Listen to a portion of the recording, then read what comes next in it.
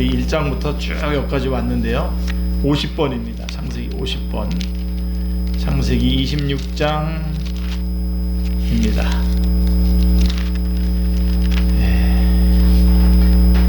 우리 22절만 우리 한번 같이 읽고 중간중간에 본문은 같이 나누도록 하겠습니다. 창세기 26장 22절입니다. 22절 한번 같이 한번 읽겠습니다. 이삭이 거기서 옮겨 다른 우물을 팠더니 그들이 다투지 아니하였으므로 그 이름을 르호봇이라 하여 이르되 이제는 여호와께서 우리를 위하여 넓게 하셨으니 이 땅에서 우리가 번성하리로다 하였더라. 아멘. 예. 오늘 말씀 여러분 꼭 붙잡으시길 바랍니다. 우리 프린트 좀 보시면서요 같이 우물을 파는 이삭이라고 하는 제목으로 같이 나누도록 하겠습니다. 오늘 본문을 읽어보면요 인생은 참 알 수 없다라고 하는 생각을 하게 됩니다. 끝까지 가봐야 안다라고 하는 것이죠. 자, 이삭은 대기근을 만나서 그랄 땅에 더부살이 삶을 살게 되었습니다. 이삭은 그 땅 원주민들이 무서워서 아내를 누이라고 속이며 살았습니다. 아내를 아내라고 부르지 못하고 남편을 남편이라 부르지 못하는 불편한 삶을 오랫동안 그 땅에서 살게 됩니다. 그런데 우연치 않게 그라랑 아비멜렉을 통해서 이삭이 그토록 두려워하던 문제가 순식간에 해결되었습니다.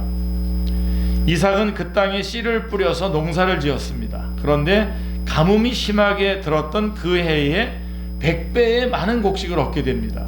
거뒀습니다. 100배를 거뒀어요. 기근을 만나 목숨을 부지하려고 피신한 땅에서 오히려 부자가 되었습니다. 예. 자, 큰 부자가 된 이삭을 그랄 사람들이 질투했습니다. 우리 윤석 집사님 계셨는데 예, 저 먼저 시작했어요. 예. 자, 그래서 큰 부자가 된 죄송합니다. 기근을 만나서 목숨을 부지하려고 피신한 땅에서 오히려 부자가 되었습니다. 큰 부자가 된 이삭을 그랄 사람들이 질투했습니다. 그들은 이삭에게 횡포를 부리기 시작했죠. 자, 이삭의 복의 근원이 우물이라고 생각한 그들은 우물을 막고 흙으로 덮어버렸습니다.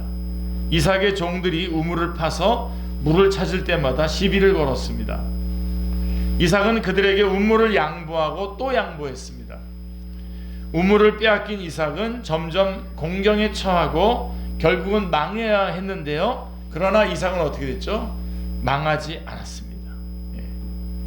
자, 이게 여러분들이 직장 생활을 하거나 사업을 하거나 모든 걸 할 때 이 원리들을 여러분들이 꼭 잡으셔야 됩니다. 예, 이삭은 계속 양보했고 우물이라고 하는 것이 굉장히 중요한 건데요. 그것을 뺏길 때마다 참 이제는 끝났구나 싶었을 텐데 이삭은 망하지 않았습니다. 더 넓은 땅을 얻었고 결국에는 아비멜렉이 이삭에게 굴복을 했습니다. 예, 이삭은 아버지 아브라함이 오랫동안 거했던 브엘세바에서 번성할 수 있었습니다. 자, 고대 시대의 기근은 오늘날 우리들에게 여러분 기억하십니까? 1997년도의 IMF 사태나 2008년의 미국의 금융위기 같은 경제 사회적인 침체에 해당될 수 있는 일입니다. 경제 위기가 오면 기업과 은행들이 도산하고 수많은 사람들이 일자리에서 쫓겨나고 말이죠. 담보로 잡혔던 집들을 빼앗겨서 하루아침에 길거리로 나앉는 사람들이 생깁니다.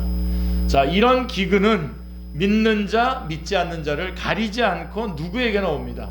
자, 그런데 이삭은 기근의 때에 오히려 100배의 소출을 거두고 부자가 되었다 이겁니다. 예.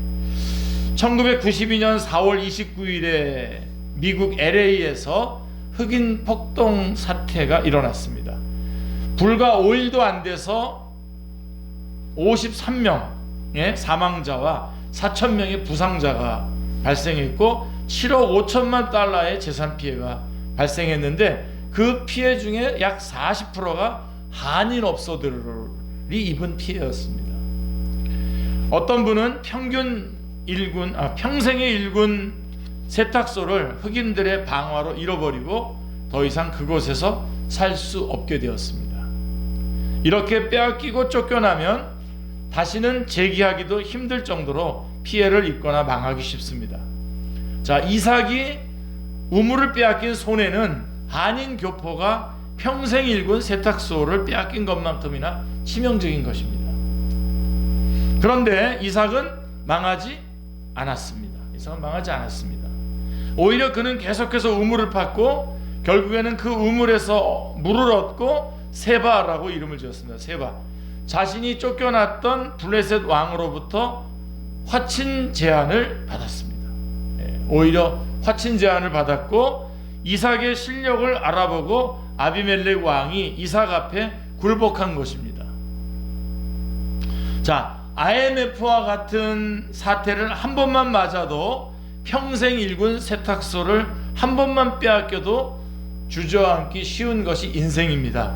그런데 이삭은 그런 일을 연속해서 당하고도 주저앉지 않았습니다. 이삭에게는 내가 너와 함께 하겠다라고 하는 하나님의 말씀이 있었기 때문입니다. 이게 바로 오늘 우리들에게 주는 아주 귀한 말씀인데요. 2절부터 5절 말씀 한번 우리 같이 한번 읽겠습니다. 26장 2절부터 5절입니다. 같이요. 여호와께서 이삭에게 나타나 이르시되 애굽으로 내려가지 말고 내가 내게 지시하는 땅에 거주하라. 이 땅에 거류하면 내가 너와 함께 있어 내게 복을 주고 내가 이 모든 땅을 너와 내 자손에게 주리라. 내가 내 아버지 아브라함에게 맹세한 것을 이루어 내 자손을 하늘의 별과 같이 번성하게 하며 이 모든 땅을 내 자손에게 주리니 내 자손으로 말미암아 천하 만민이 복을 받으리라. 이는 아브라함이 내 말을 순종하고 내 명령과 내 계명과 내 율례와 내 법도를 지켰음이라 하시더라. 바로 이러한 연속해서 어려운 일을 겪으면서도 이삭이 주저앉지 않았던 것은 내가 너와 함께 하겠다라고 하신 하나님의 말씀이었기 때문입니다. 자, 오늘 본문에서 하나님은 이삭에게 두 번에 걸쳐서 말씀하고 계시는데요. 자, 첫 번째 말씀이 이겁니다. 기근을 피해서 그랄 마을의 블레셋 왕 아비멜렉을 찾아갈 때에 말씀해 준 것이 바로 오늘 2절부터 5절의 말씀입니다. 자, 이번에 이삭이 만난 기근은 그의 아버지 아브라함 때에 있었던 것과 같은 기근이었습니다. 1절에서 말씀해 주고 있습니다. 그때 아브라함은 애굽으로 내려갔는데 이삭은 그랄로 갔습니다. 자, 그랄로 일단 피신한 뒤에 애굽으로 내려가고자 하는 생각이 이삭의 마음속에 있었는지도 모릅니다. 그때에 여호와께서 이삭에게 나타나서 말씀하신 거죠. 2절부터 5절인데 다시 한번 거기 이렇게 중요한 데를 보시면서 제가 이렇게 좀 색칠을 좀 해놓은 부분들이 중요한데요. 여호와께서 이렇게 돼 있어요. 여호와께서 이삭에게 나타나 이르시되 애굽으로 내려가지 말고 내가 내게 지시하는 땅에 거주하라. 이 땅에 거류하면 내가 너와 함께 있어 내게 복을 주고 내가 이 모든 땅을 너와 내 자손에게 주리라. 내가 내 아버지 아브라함에게 맹세한 것을 이루어 내 자손을 하늘의 별과 같이 번성하게 하며 이 모든 땅을 내 자손에게 주리니 내 자손으로 말미암아 천하 만민이 복을 받으리라. 이는 아브라함이 내 말을 순종하고 내 명령과 내 계명과 내 율례와 내 법도를 지켰습니다 하시니라. 그러니까 지금 이삭이 복 받는 것은 이삭이 뭘 잘했거나 그런 게 아니라 하나님께서 아브라함에게 그의 아버지 아브라함하고 약속했던 약속을 지키시는 것이죠. 큰 기근으로 광야의 풀들은 이미 하얗게 말라버렸습니다. 목축을 하는 이삭은 더는 견디기 어려웠습니다. 물과 풀을 찾아 이동을 해야 했습니다. 그러나 하나님은 이 땅에 머물러라 라고 3절에서 말씀하고 있습니다. 이 땅에 머물러라. 어떤 인간적인 생각으로 쉽게 문제들을 해결하고 싶고 빨리빨리 처분하고 싶고 뭐 이렇게 처리하고 싶겠지만 하나님은 그러지 말라는 거예요. 이 땅에 머물러라. 이 땅은 아버지 아브라함에게 약속으로 주신 땅, 곧 가나안 땅입니다. 가나안 땅 안에 그랄이 있는 거거든요.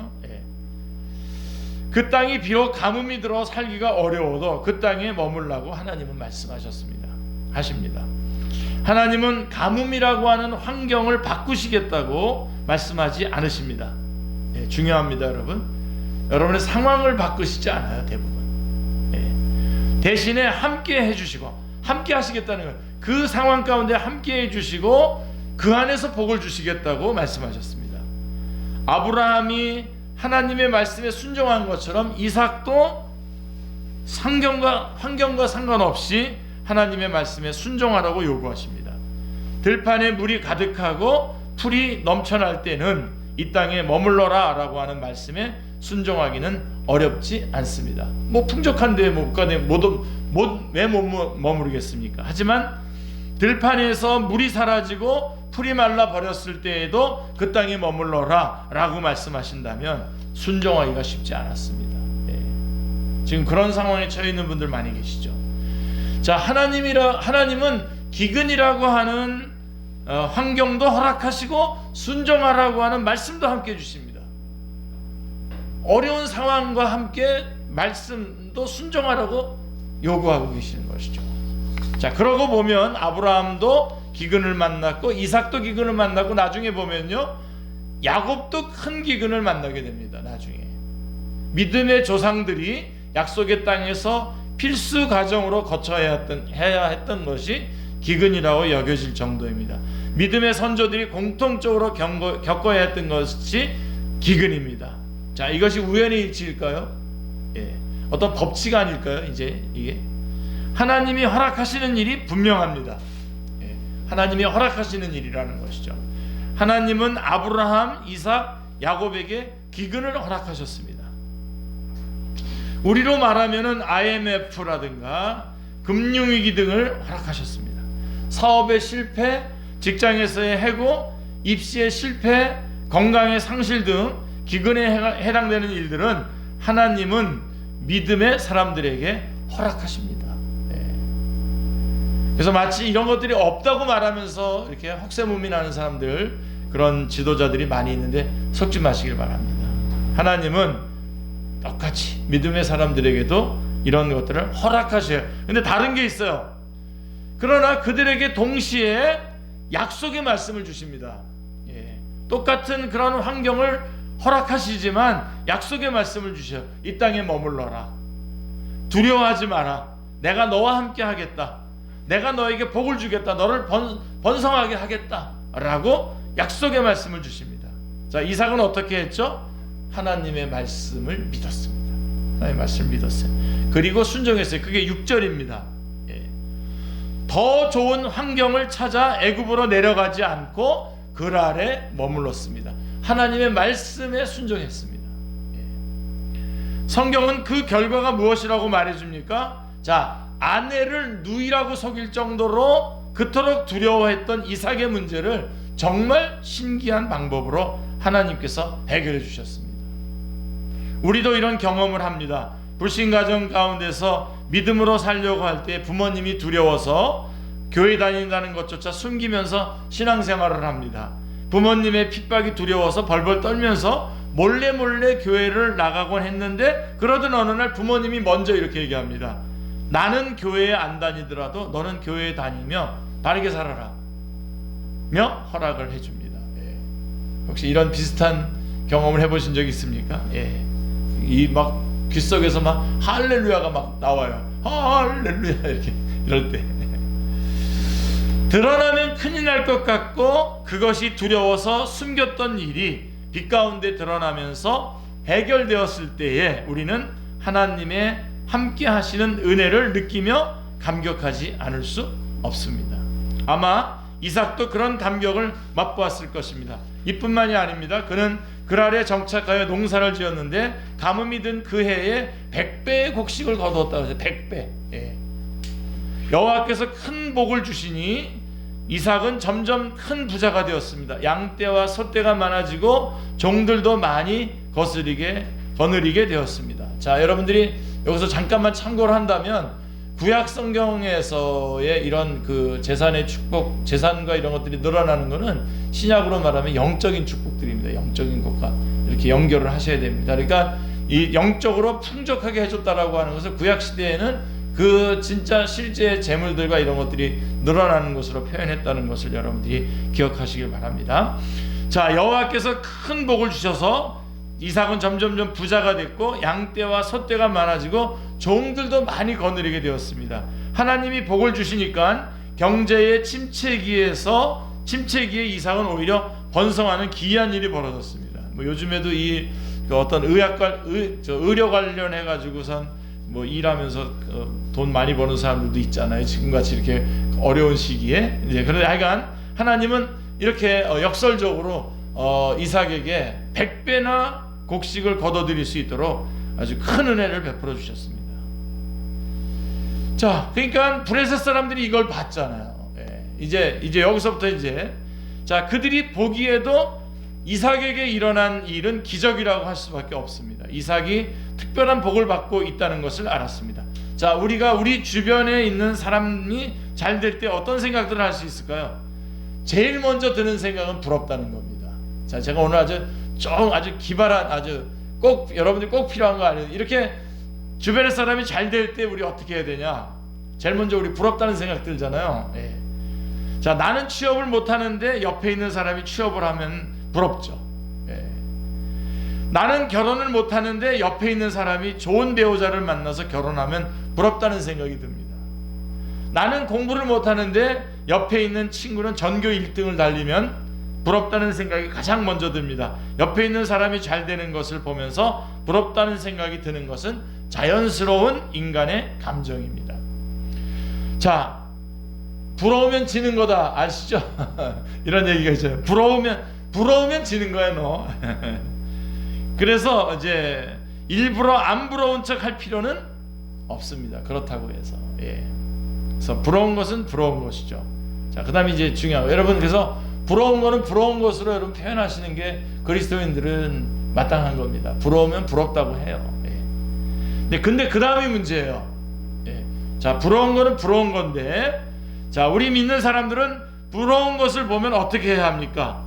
자, 먼저 그 사람이 받은 복을 기뻐해 줘야 돼요.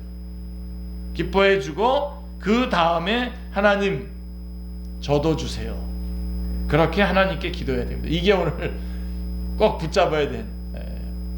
우리가 기근 가운데에서도 우리는 하나님의 약속의 말씀을 지켜야 되는데, 우리 주변에 잘 되는 사람이 있을 때에는 부럽죠. 부럽고 그래서 기뻐해 주고 그 다음에 어떻게 해야 된다고요? 저도 같은 은혜를 허락해 주세요 라고 기도하는 거죠. 부러운 것이 있으면 하나님 저도요, 저에게도 주세요. 자, 드라마를 보시다가 저 부부가 참 애틋한 사랑을 하는구나 그러면은 뭐 잘해보라 그러지, 그러지 마시고 같이 기뻐해주고 같이 공감해주고 하나님 저에게도 같은 은혜를 허락해 주십시오 라고 이렇게 기도하는 겁니다. 너무 좋죠? 대부분 그렇게 안 하죠. 잘해보라지 뭐. 자, 기도할 수 있는 것이 우리 믿는 사람들의 자연스러운 발음입니다. 저에게도 주세요. 자, 이거 한번 해보세요. 저에게도 주세요.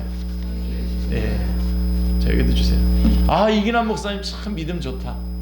기뻐해주고 저에게도 주세요. 그러면 되잖아요. 근데 그게 아니라 뭐 목사니까 그런 거지 뭐. 어쩌고서 하고서냐 그러면 안 돼요. 은근히 제가 믿음 좋다고 저 자랑하는 겁니다. 자, 그런데 이렇게 기도하지 않으면 우리의 감정이 어떻게 돼요? 이렇게 기도를 안 해버리면 어떻게 되냐면 자연스럽게 어디로 흘러가기 쉽습니까? 질투와 시기로 흘러가기 쉽습니다. 이때부터는 점점 심각해집니다. 불평불만이 생기고 심사가 뒤틀리게 됩니다. 상대방을 험담하고 해코지하기도 합니다.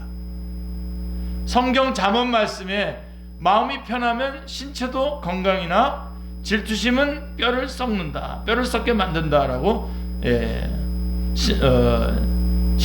잠언 14장 30절에 마음이 편하면 신체도 건강하나 질투심은 뼈를 썩게 만든다라고 말했습니다. 쉬운 성경입니다. 뼈가 썩으면 건강이 어떻게 되겠습니까? 질투는 건강을 상하게 만드는 것입니다.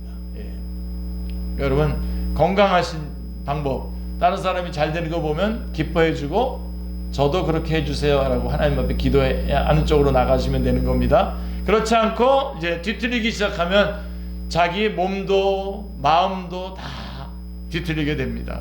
건강을 상하게 됩니다. 어쨌든 블레셋 사람들은 여호와의 복을 받는 이삭을 통해서 하나님의 복을 받을 좋은 기회를 얻게 된 거죠. 그런데 그들은 그 기회를 살리지 못했습니다. 그래서 그들은 이삭을 질투했고, 그들은 이삭의 부가 우물에서 나왔다고 생각하기 때문에 이삭이 사용하는 우물이 이삭의 복의 근원이라고 생각했어요. 그래서 우물을 막아요. 우물을 막고 흙으로 덮어버렸습니다. 그들은 이삭의 복이 위로부터 내려온 것이라는 사실을 알지 못했습니다. 우물을 막는다는 것은 그 당시의 상황으로 볼 때 흑인들이 한인 세탁소를 불지른 것 못지않는 엄청난 테러입니다. 이런 테러를 당한 이삭을 아무도 보호해주지 않았습니다. 오히려 그라랑 아비멜렉은 이삭에게 추방 명령을 내렸습니다. 자, 우리나라를 떠나라. 너는 우리보다 훨씬 더 강해졌다라고 하면서 떠나라고 16절에 말씀하고 있습니다. 그랄 사람들의 테러는 거기에서 끝나지 않았습니다. 이삭이 그랄 골짜기에서 우물을 파서 물을 얻으니까 이 물은 우리 것이다 라고 황당한 주장을 했습니다. 이삭은 그 우물을 양보하여 에색이라고 했습니다. 다툼의 우물이라고 하는 이름을 지었고요. 이삭은 종들을 시켜서 또 우물을 팠는데 물을 얻자 그랄 사람들이 또 와서 다투었습니다. 이삭은 그 우물도 양보해서 신나라고 이름을 지었죠. 적대의 우물이라고. 자, 이삭이 그곳에서 이사해서 또다시 우물을 팠습니다. 이번에는 시비를 거는 사람이 아무도 없었습니다. 이삭은 그 우물을 르호봇, 충분히 넓다라고 하는 르호봇이라고 이름을 짓고 다음과 같이 말했습니다. 이제 여호와께서 넓은 곳을 주셨으니 우리는 이 땅에서 성공할 것이다, 번성할 것이다 라고 22절에, 쉬운 성경에 22절에 나와 있습니다. 이 이삭의 고백에서 우리는 중요한 사실을 발견할 수 있습니다. 여호와께서는 말씀하십니다. 여호와께서라고 하는 말씀이죠. 자, 이것이 어디서부터? 여호와께서부터 나왔다라고 하는 것입니다. 사실 이삭이 르호봇까지 오게 된 것은 22절에 그랄의 사람들의 무지막지한 테러 때문에 계속 밀려서 르호봇까지 온 것입니다. 이삭은 일방적으로 그들에게 우물을 빼앗겼고 쫓겨났습니다. 이삭은 아무 힘이 없는 이방인처럼 행동했습니다. 실제로 이삭에게 힘이 없었습니까? 없었어요, 여러분? 있었어요. 그렇지 않습니다. 아버지 아브라함이 길렀던 그 사병들이 있었어요. 318명의 군사가 있었고요. 그리고 아버지 때보다도 더 많은 종들이 있었고요. 또 더 많은 재물이 있었습니다. 자, 이삭이 성질대로 행동했다면 그랄 사람들과 한판 붙을 수도 있었습니다. 그러나 그는 그렇게 하지 않았습니다. 왜요? 그는 그랄 사람들이 우물을 빼앗고 그들의 자신을 쫓아내지만 그들을 통해서 여호와께서 일하시고 계시다는 것을 믿었기 때문입니다. 하나님이 지금 이 상황을 다 알고 계시고 주관하고 계시다라고 하는 것을 믿었기 때문입니다. 그는 험악한 그랄 사람들을 대하면서 같이 험악해지지 않았습니다. 이게 중요해요. 같이 험악해지지 않았습니다. 험악한 그들의 얼굴을 대하면서도 이삭은 여호와 하나님을 생각했기 때문입니다. 하나님을 생각하면, 하나님을 믿으면 험악한 상황 속에서도 우리는 이삭처럼 넉넉한 마음을 가질 수 있습니다. 우리는 각박한 세상을 살아가고 있습니다. 요즘 사람들이 쓰는 말만 봐도 얼마나 사람들이 독해졌는지 짐작할 수 있습니다. 자, 여러분, 우리도 같이 독해져야 할까요? 우리도 같이 각박해져야 할까요? 우리가 우리 앞에 벌어지는 상황만 본다면 우리도 그렇게 될 수밖에 없습니다. 그러나 이삭처럼 여호와께서 모든 상황을 지배하고 이끌고 계시다는 것을 믿는다면 우리는 좀 더 넉넉하게, 좀 더 여유롭게 상황을 대하고 사람을 대할 수 있을 것입니다. 우물을 빼앗긴 이야기는 결국 이삭의 승리로 끝이 납니다. 이삭은 르호봇에서 브엘세바로 갔습니다. 브엘세바는 그의 아버지 아브라함이 아비멜렉과 조약을 맺었던 곳이죠. 기억나십니까? 예.